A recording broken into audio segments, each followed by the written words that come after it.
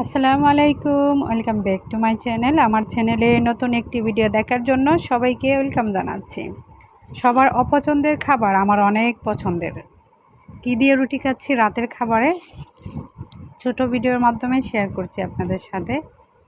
এগুলি হচ্ছে খোলা রুটি বলে, মানে আটা আর চাউলের গুঁড়া দিয়ে বেলাবেলি ঝামেলা ছাড়া রুটি। এটা অলরেডি আমি সকালে লাইভে দেখিয়েছিলাম।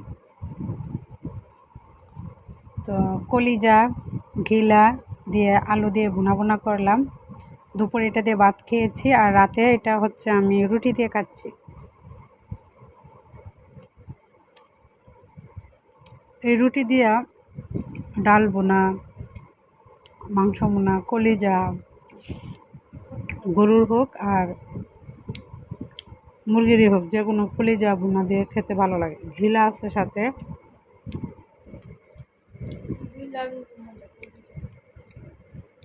আমার বাচ্চারা খেতে চায় না, কলিজা একটু গন্ধ করে। তো তাজা কলিজা হলে আমি খেতে পারি, তবে বাসি কলিজা আমি খেতে পারি না।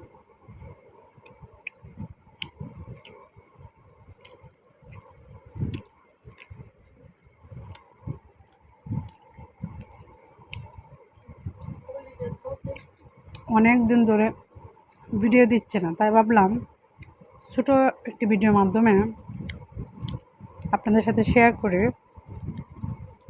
বেশি গ্যাপ পড়ে গেলে আবার ইমপ্রেশন কমে যাক, তাই এখন থেকে ছোটো ছোটো ভিডিও শেয়ার করব।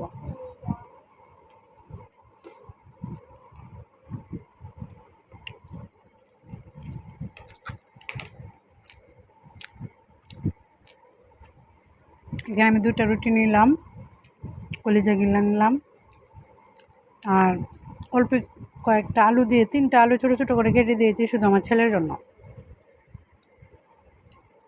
মেয়ে মোটামুটি হাড্ডি ঘিলা খায়, তবে ছেলে এগুলি খায় না। কলিজা এমনি মজা, যদি খেতে পারো।